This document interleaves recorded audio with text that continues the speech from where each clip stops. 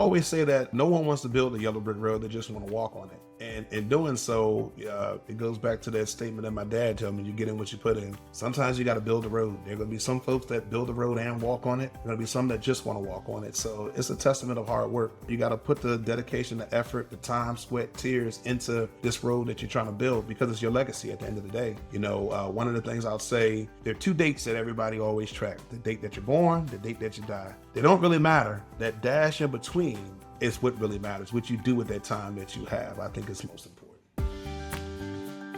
Welcome to the UMGC podcast, Unstoppable Stories, with your host, Lauren Cardillo. Today, I am joined by a UMGC grad, Robert Blackwell. Welcome, Rob. Hey, thank you for having me. So, reason you're here is because you're a UMGC grad and you are an entrepreneur and head of your own company, SciTech Services. Tell us what SciTech does and how you sort of got into it. Sure. So SciTech Services LLC is an IT consulting company based out of the Washington, D.C. area, and we support a lot of government contractors in DoD. The business got started by accident, actually. I had an opportunity. I was working for a lot of larger companies, and what ended up happening is I acquired experience throughout that. I'm sure we'll talk about that. And then I started helping a buddy of mine with his smaller business as his vice president, and then I got an opportunity to jump out and do my own. So on a day-to-day basis, what do you do? So for the most part, I'm consulting from a cybersecurity risk management perspective for my clients and managing my personnel that fall under my business as well. Lucky for me, I have a good team supporting me, so it's not a lot that's on me for the day-to-day. But for the most part, cybersecurity risk management, assessments, and different things like that for risk management. So go back a little. Was this something that you ever thought you'd be doing, running your own company in cyber? Entirely no. I mentioned one day that I wanted to start a business, but this happened by complete blessing, an accident that turned into a blessing. So I'm grateful for it. So initially, no, it wasn't something that I, dreamed to do every day since I was a child, but I fell into it and it's just been a blessing. So I try to be a blessing to everybody else I come in contact with it. Did you have a dream, of what you wanted to do? Actually, yeah. So getting into IT, I had my first opportunity through the DC Summer Job Program by Marion Barry when I was a teenager at Department of Labor Francis Perkins building. And in doing that, I got exposed. I got to work with the IT department. I got exposed and I said, you know what? I wouldn't mind supporting the government doing IT. Then it's the how do I get there? So in high school, I ended up working at the James Force Technology Center down in St. Mary's County, where I got some more experience. And then after I graduated, I went to right into the workforce. So when I went into the workforce, got an opportunity to get exposed very early in IT. And I was like, this is the dream job I wanted to do. So, technology changes. So I went from IT into cyber and then cloud computing and all these other components that we'll talk about. But it was always something I wanted to do to get into IT. But you didn't go to college. You just went straight from high school. Went straight from high school. I did not initially go to college at first. So what changed your mind? I got told no. One time, for a promotion that I clearly was eligible to do. I had the experience. I knew what needed to be done, but I didn't meet the minimum requirements, which was having a bachelor's degree. And that's someone telling you no. It's a non-starter for me. So I said, I never want to feel this way again. So, hey, I registered to go to school. So replay that for me a little in your head. Was it a phone call? Was it an email? Was it an office visit where somebody pulled you in and said, even worse, I did the interview and made it all the way to the end. I was doing so well all the way to the end. And then when I didn't get selected, I got my feedback and they said, well, you're young. And I was battling that as well because, I didn't go back to school. So I was about 6 years removed from high school. So I'm thriving in my career at a very young age. I'm making good money, all blessings, as I said, and did great in the interview. Everybody knew Rob is the one for the job. Well, per HR, we can't put him in a position because he doesn't have the degree. I said, oh, wow. Never wanted to experience that ever again. Did you go home? At that point, were you married? Yes. It's ironic. Our interview, my daughter was born on January 8th. I interviewed, I want to say on the 9th, but that same week she was born. So absolutely upset. Absolutely upset. I think my daughter may have been a day or two old. Our interview crushed it. I'm extra motivated. I have this kid I'm ready to provide for. And nope, no dice. What was your wife's reaction when you told her the story? You know, she was still in mommy land at the time, you know, becoming a new mom at the time. But she was like, hey, she had been telling me for a while, hey, you're going to have to go back to school at some point. But in my mind, hey, I'm making six figures at the time. I'm good. I don't need to worry about it. Well, getting told no is not a good feeling. But she didn't like hold it over your head, right? Nah. She didn't hold it over my head, but I hold it over my own head. I use it as fuel, as motivation. I did not like that feeling. And then every day when I didn't feel like doing my schoolwork or I was tired, I just go back to that moment. Like, hey, you got to do it, dude. You got to do it. So you grew up in the area I did. and big family, and they really instilled you with some, I don't want to say qualities, that's not the word, but like some motivation. What were they about? Was it about education, the military? What did they want for you? So I did grow up in a large family. The Blackwells down in St. Mary's County on St. George's Island. My grandfather, my grandmother, I think between them, they have 12 kids, and then we now have 29 first cousins, and then I have my own siblings. So every Sunday dinner on the island, that's just, you know, what we do. Every time I mention that to somebody, they say it's unheard of. But what they taught us was it's strength in numbers, and you need to stick together. And then my dad used to harp on me and my siblings every day. You know, you get in what you put out.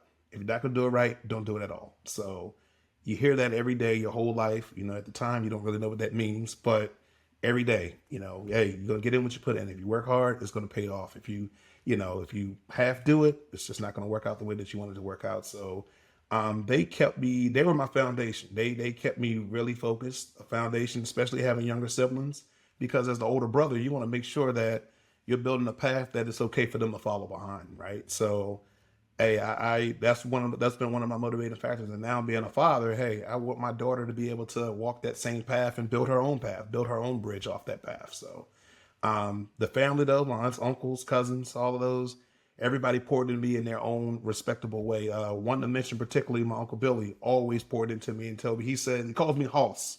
He said, Hoss, you can do whatever it is that you need to do. So, you know, I had a lot of support from my family. So I am forever grateful for that bunch of folks down there in St. Mary's County. How did that work ethic or that desire to do better, like you just said, how did that help you in college? Because you're working and you got a kid and you're going to school.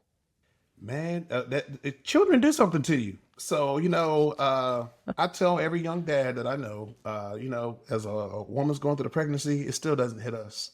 It didn't hit me that I was a father until they left me in the room by myself. And I looked at this baby and I said, oh my goodness, I'm responsible for you. And that's one of the biggest motivating factors to, you know, my dad always provided for us, always made sure we had what we needed. My grandfather was the same way. All my uncles were the same way. My aunts were the same way. So it was kind of like natural succession, like, hey, you got to get out and go make it happen. And that was like my biggest motivating factor, just making sure that I can provide for my family, that to include my household and to include my siblings as well. Were there days where you thought, I just can't do this. I'm working full time. I've got to earn, you know, how many credits towards a degree? Man. How do I keep going? One day I was sitting there toying with the idea, and I think I was talking to my dad. I said, man, I'm at 50. You know, I do 10 more and get an associate's degree and call it even, man, be done with it. And he looked at me, he said, hey, you're not learning anything I've been telling you? He said, you know, you get in what you put in, you know, go ahead and finish it out. So yes, there were moments where I was like, it's just too much. But I will say, the way that the school is structured, you know, I was able to kind of start building my schedule around it. Time management is extremely important. And, you know, most assignments were due on Sunday at that time. So, you know, football season, that's when I would get frustrated during football season because I wanted to watch the game, but I know I needed to go in the office and get this work done. But for the most part, time management, getting it done. But yeah, there were some moments I wanted to quit. So at this point, your daughter's maybe how old? Like when she sees you plowing through all of that? Toddler? My daughter, yeah, she was definitely a toddler at that time because I graduated high school in 2006. I started back in 2012. She was born in 2013. So yeah, she got to see bits and pieces from my bachelor's degree all the way up to my master's degree that I took at UMGC. How do you think that's affected her? I think it affected her in a positive way because she understands that there's a standard of education that needs to be maintained. So, you know, she's in school. She takes her studies very serious. She's a tennis player, one of my favorite tennis players in the whole wide world. And she also picked up, in the process of picking up 2 additional languages. So she has a knack for wanting to learn, but it's to her own leisure, right? And I love that part of it. You know, she see the hard work that's gone into it. She watches her aunts and uncles who, you know, my brother Brandon, graduate from UMGC, working on a grad degree. Her aunt Jessica, who just graduated with her bachelor's degree, getting ready to go to grad school. And then I have another brother that I'm 20 years older than, that's a junior in high school. So, you know, I skipped that part I didn't take from my dad. You know, he has a boy every 10 years. That part I didn't take from my dad. I let him have that. And my grandfather did the same thing too. So I let them have that. You have your own path. My own path. Hey, look, I did not do that. So me and my brothers are all, I'm 10 years older than Brandon. I'm 20 years older than Devin. And I saw a picture of Devin on your LinkedIn was it 16? Yep. He got a certificate. Yeah, he picked up a Security Plus. Yep. And Brandon has it too. My sister has it and I have it. Setting the standard. And it's like, it's become a family thing. Like, we're going to, get educated, move forward, make a better life. Absolutely. I mean, so not everybody has access to education. So, and just stating the obvious, historically for African Americans, we didn't always have access to education. So why not max it out? Well, now that I have the access to it, why not max it out? I read in a previous interview you did that you even said, maybe I'll get another master's or a PhD. Now, really? Now, I will say this. I have been going through withdrawals over the last couple of years not being in school. And I say that because I think from the time I started to the time I finished my master's, 6 years of always having something to do. Now I had this break and I'm like, you know what, maybe I could do something else, or I can grab another master's degree, or I go look at a PhD. And I have been flirting with the idea, but business is just so busy that, I don't have the time just yet, but I think it's something I'm going to come back to because it keeps jumping on my back. So I think I'm going to come back to it. I love that. And if it's okay with you, I went back and looked at your interview, and you said in high school you had a 2.6 GPA. I did. And now you're this guy who, entrepreneur, you have an undergrad, you have a master's, someday flirt with something else. Is that a shock? What would you say to that kid?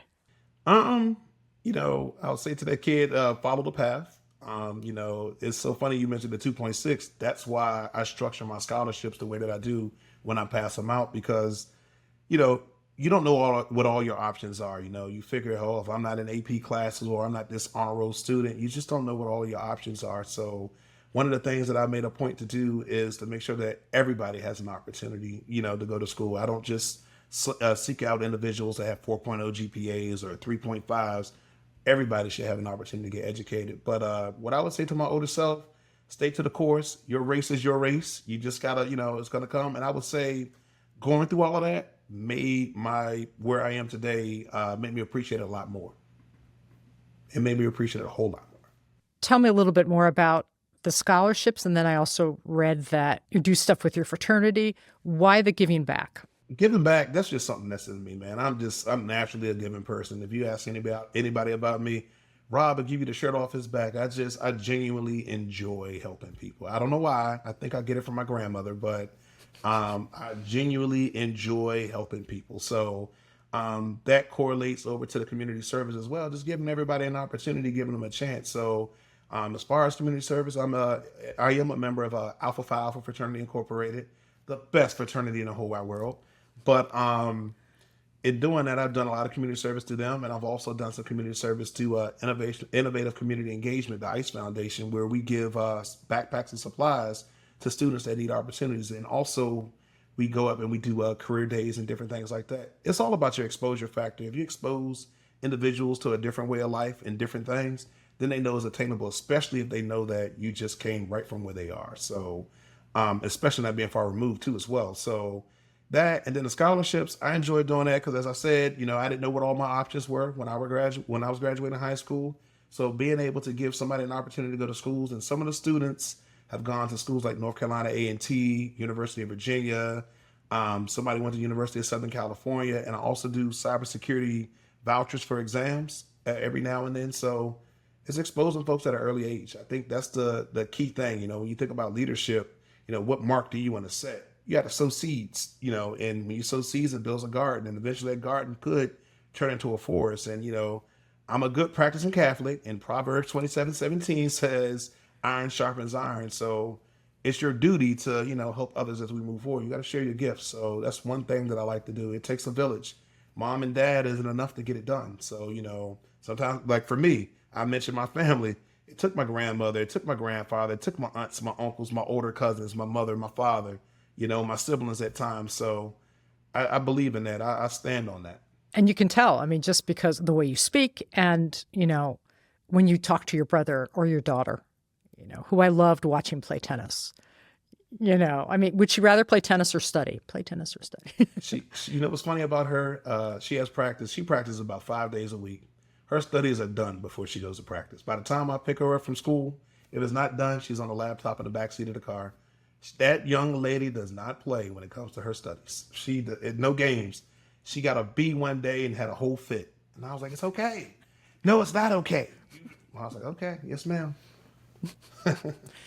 She has different standards, Look, So did you join the fraternity while in school online? I had to wait. So the fraternity's requirements, you have to have a bachelor's degree. So when I became interested in the fraternity, I think I was in my second year of school and I was like extra motivation to finish school, right? So when I finished, had my bachelor's degree and I waited and started my master's degree. So as soon as I graduated with my master's degree, I pursued the fraternity and been active ever since. I'm actually the current chapter president of one of the largest chapters in all of the fraternity. And I won a couple fraternal awards too. So thankful for that as well. Love that. And all from an online college too, which is... It was surprisingly, a lot of members have gone to UMGC. Surprisingly. Well, I mean, cyber is like, especially in this area, is booming. So I totally get that. Yeah. And actually beyond cyber too. Some of them have MBAs. Some of them have business degrees. A lot of UMGC alumni I've come across too, especially with their master's degrees. So it is like a big family. It is. And selfishly, when I was a program manager with some of the larger companies I worked for, if I saw the degree came from UMGC, I gave my opportunity. They got a leg up. I'm not going to lie.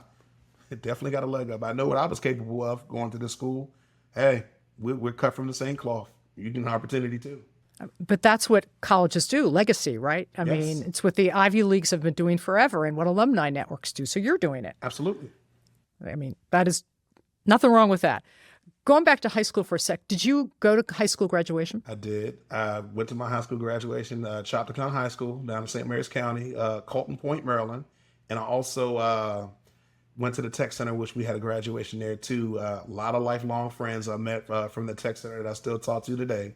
But yeah, definitely went to high school graduation. But I missed my bachelor's degree graduation because I thought the school had a winter commencement at the time. So I waited and I conferred my degree and I was like, oh, I don't get to walk. So I had to wait till my master's so I could walk.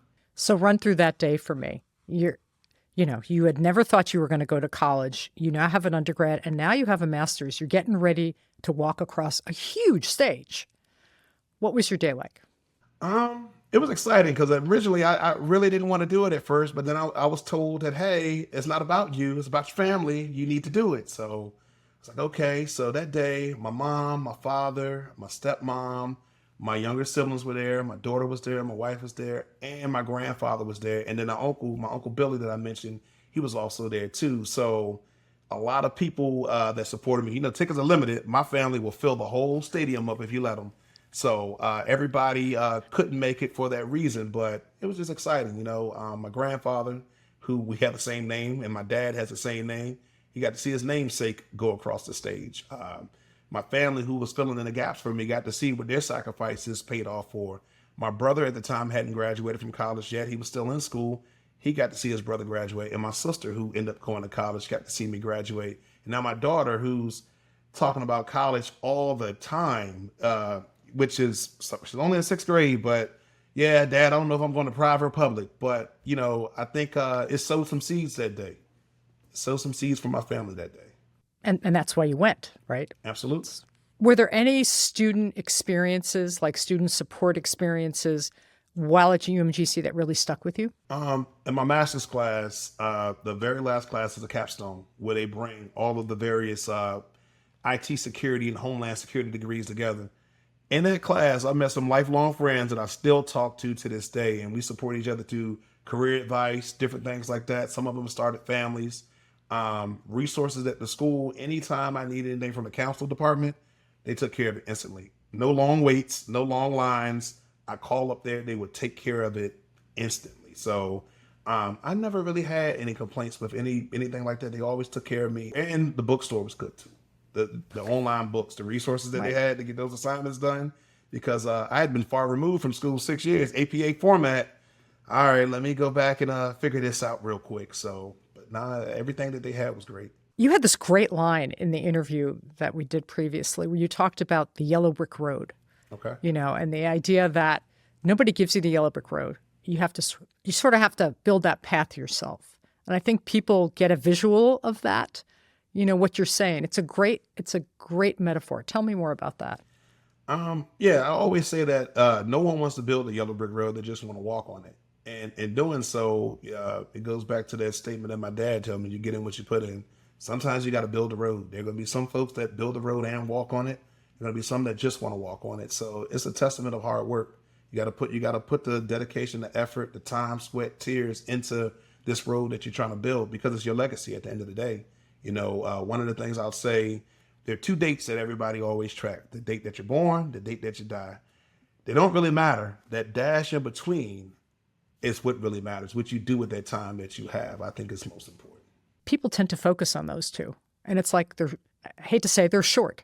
Well, Birth I death. hope mine isn't anytime soon, but for the most part, that dash in between, I want to make sure that I, how they say, max it out. I want to make sure you're doing that. And then another part of the yellow brick road, going to college and getting your certifications before people meet you, they read about you. It's all about your branding. The yellow brick road is a part of your branding. Who you are, what are you about? So what's your hope for future of your company? Where do you want to, where are we going to see yourself eventually? Retired. Retired. But I hope to see, I hope that I continue to grow as a business and create other business ventures for other people. Some folks have sat down and mentored me getting started, which I greatly appreciate. And I want to do that for others as well. But I would like to get it to a point to where, hey, I could sell that bad boy and I'm done. But knowing me, I'm going to find something else to do. I can't sit still. That's just me. Always been that way. Well, you could have time to, mentor people. Hey, that's always on the table. Whether I'm tired or not, I'm gonna be a servant to somebody else. Do you ever feel like yourself, you don't have enough time in the day, or there's enough joy in this that it doesn't matter? That first part you said, yes, every day feels like there's not enough time in the day. But sometimes though, if you enjoy what you're doing, it's it's almost like you're pouring back into yourself in a way, right? Because eventually life is about how you make people feel, the connections, building lasting bonds, and those go a long way in the future. Like for me, as I talk about growing a business, my business grew fast because I sowed seeds early on in my career. People came to me to give me opportunities. If someone watches the podcast and says, I want to be like him, I want to get my degree, I want to start my own company, what's the best advice for them? Start now. Go ahead and start now, because the longer that you sit back and think about it and ponder, you're going to find reasons not to do it. I learned how to swim because one of my older cousins dropped me in the deep end. Jump in the deep end and go for it. So one thing, I would tell them to start now. It's never too late, right? Never too late, especially with individuals that I've mentored that want to transition into cybersecurity. Well, a lot of them say, hey, well, I've never done cyber, or I've never done this. And they fail to realize is that experience that you have leading up to this point is applicable on this other side. You just got to figure out what your lane is. You may not be a software developer. You may have been a program manager your entire life, but you can go do risk management, or you can go manage cybersecurity projects. So I think everybody just needs to know and understand that you bring something to the table, but don't just think about it. Stop and think about it too long, because you may miss the bus. You talked about how you lacked confidence, you were nervous, you were a little anxious before you actually got a degree. Why was that? And what changed? A lot of it was, because you feel like you're not measuring up, right? And I'll be honest with you, that's why I have a lot of certifications, because I figured that would, smooth over not having a degree. And I end up obtaining a bunch of certifications, some I don't even need at this period of my life and probably didn't need there. So you feel like it's like a sense of wanting to belong, or wanting to feel like, hey, I deserve to be here, right? And, I went through that, and I was still young in my career too. So it's just one of those balancing acts. Like, well, I know the work. I can do the work. I'm capable of doing the work, but I'm trying to get an opportunity to do the work, and that was that roadblock that just stopped me from doing some of the things that I wanted to do at that time. And so now that confidence, that nervousness is gone. All the way gone. Now I will say, in business that comes with some fears and uncertainties and different things like that. But as I told you, if you keep thinking about it, you're not going to go out there and get it done. So you got to move. One last thing I wanted to talk to you about is your wife is probably a big inspiration to you because she came with an undergrad, and was she on her MBA already? When I met her, she had just started her MBA. She had got her undergrad from Tuskegee University in political science, and then she was already working on her master's degree at that time, an MBA from UMGC. So what did you think of that, what she was doing at that time? At first, I wasn't paying any attention to it. I was like, she's just going through the motions. But when I got told no, I started watching, and I'm like, well, she's able to go do her discussions on Tuesdays and Sundays. And then, she's in the house. She's able to get stuff done. And I was like, I think I could do that. So watching her do it inspired me to go ahead and do mine, because she actually took a break when we got married and started getting a house. And then my daughter came, and I was in school, and I was like, hey, you got to go ahead and finish like I'm finishing. So she went ahead and knocked it out. But it was an inspiration because it showed me that it was possible. I was to the assumption that, hey, man, I got to go sit in somebody's classroom. Don't really want to do that. Don't have the time to do that. Traffic is terrible in the area which I live in. It already takes an hour and a half to get home, and it just worked out. How did you guys meet? At work. She worked with my dad for about a year before I met her. So he didn't set you up or anything? He may have. He might have. He may have had a hand into it. Before we started dating, he would always call her his daughter. So, I was like, okay. But it worked out. 14 years later next month. Congrats. Thank you.